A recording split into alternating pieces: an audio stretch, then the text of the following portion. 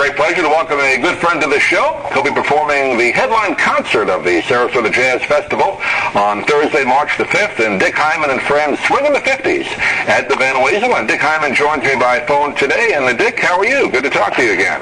Oh, thank you. I'm fine. Everything is good. I'm enjoying the great Florida weather, and we're all happy to be here. We had a nice luncheon. They had a media luncheon a couple of weeks back downtown, and you kind of went over a little bit of what the show is that you're going to be headlining at. It sounds like it's going to be a great lineup featuring a lot of the songs from the 50s, right? Yeah, well, the people are all great players. Randy Sankey is the trumpeter. Harry Allen is one of the saxophonists. Kenny Soderblom is the other. Trombonist is John Allred. And Al Caiola, who with me was active back in the 50s, will be the guitarist. Jay Lenhart on drums, on bass. Eddie Locke on drums. Lynn Roberts, who has been a big band singer for her entire career. Oh, yeah. Doesn't go back quite as far as we do, but she's been very active. She'll be the vocalist. And yes, as you suggest, all the songs are based on the music of the 50s. You talk about Al Caiola. He, for those people that are television fans, he's the guitar you hear on Bonanza, right? Well, Al had a couple of big hits right after the 50s, 1961, I think, if you want to be a literalist. He had Bonanza, and he had another Western theme, which we'll think of soon enough. And Al's still active, and we're all doing our thing. Some of the things we do in the show are we do some early bebop things. I just have a lineup. We won't give away the whole set list because you want people to come out, but I know you're going to do one of the great songs Errol Garner did. I think Lynn's going to sing Misty, right? Yeah, Lynn will sing it, and I'll play it more or less like Errol did. In all these things, we're not just recreating. We're doing our own variations. And we'll do Misty. She'll do something from My Fair Lady. In addition, Harry Allen will play a solo on the title song of Guys and Dolls.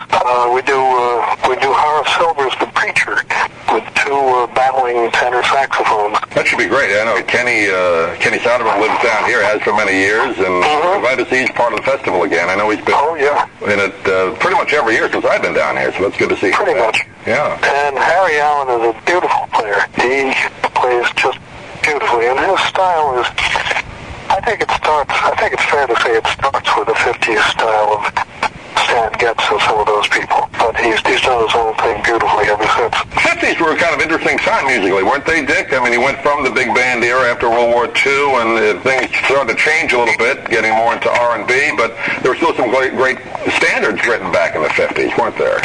Well, there sure were, and it was a time when various kinds of music coexisted. There was still swing by Basie and Ellington, the beginnings of bebop with Charlie Parker and Dizzy Gillespie. There was early rock and roll, and what was called in those days rhythm and blues. And there were maybe the greatest selection of Broadway musicals, which supplied the repertory for a lot of things. For example, one of the earliest recordings of Andre Previn was when he did, I think he called Swinging My Fair Lady, or my Fair Swinging Lady, or My Swinging Fair Lady, or something like that. That kind of thing. There was a great deal of crossover at that time. And as such, it was a very fertile and loose kind of period.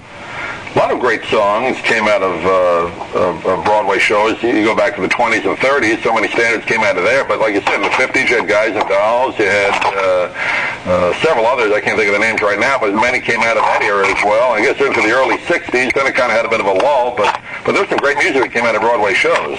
There's no question about that. Kansas City was a rock song, right? Yeah.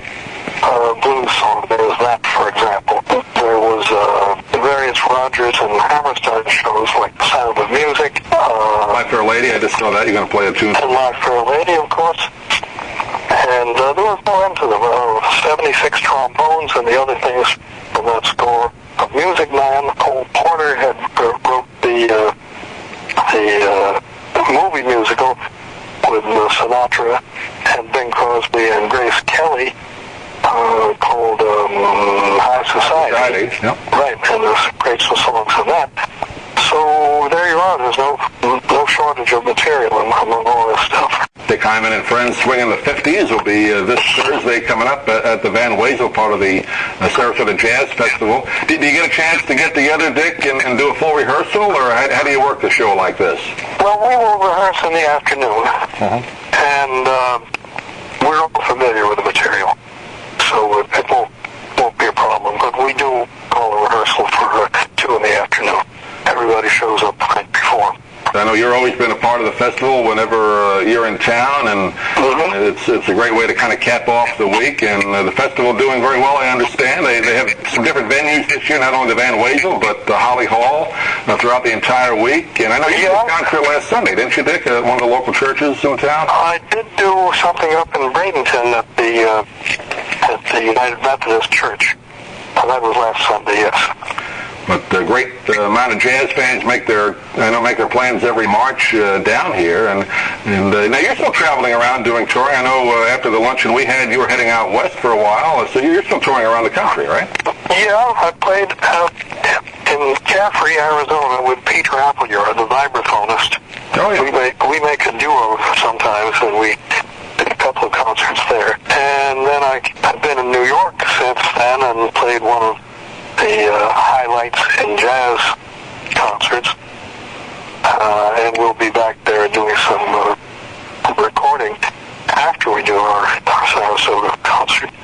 Some recording and another concert or 2 coming up in New York. I know for a long time you fronted the 92nd Street Y Festival up there. Yeah, well, the 92nd Street Y is still on my schedule, and in fact, I'll go right from our concert here in Sarasota up to New York.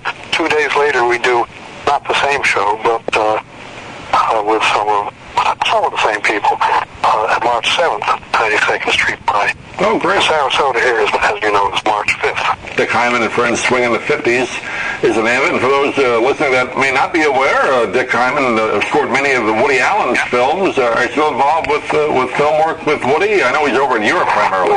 Yeah, well, since he is doing his movies in Europe, I haven't been so involved with him. But I still see them and other things I've scored on television. The other day I saw Moonstruck. Oh yeah, which holds up pretty well, I think. Great movie from, I guess, mid-'80s. Cher won an Oscar for that. Yeah, that was, I think, something like 88, something like that. And you never know with Woody. He changes his mind a lot, so he may just call you out of the blue, right, and have you do something. Well, it's quite possible. Yeah, that's right. But there's another movie that he did a few years ago. He actually did a musical. Everybody Says I Love You. Were you involved? That's right. That I certainly was. That was a full MGM-type musical. Only we had a very small production cast in comparison to what the Hollywood studios were able to do back then.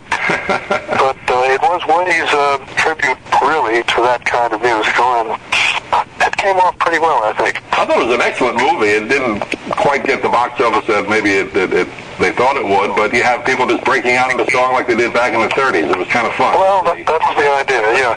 Some of those actors didn't even know that they would have to be singers, that they were actually singing. And they were kind of stunned when they learned that we expected them to sing, too. In some cases, we had to really go back to the basics and encourage them to open their mouths and let forth in song. Yeah, it was a fun movie to watch. I know Alan Alda got a chance to sing in that. I know he enjoyed that. Drew Barrymore, that was somebody he didn't expect to hear sing. But well, in fact, I don't think Drew Barrymore did sing. Oh, she had a little dubbing, a little Marty Nixon action. No, it wasn't Marty Nixon. But in the tradition of Hollywood, we did have a sub for her. She really said it from the beginning that she couldn't sing at all, and in fact, she couldn't.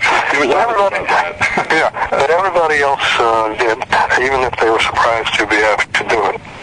But that was a fun movie. But you get a chance to hear Dick Hyman and Friends live coming up on Thursday the 5th at the Van Wezel Swinging the 50s. Dick, always a great pleasure to have a chance to catch up with you. We'll look forward to doing it more frequently this year, and thanks for being with us today. Doug, thank you very much. It's been a pleasure.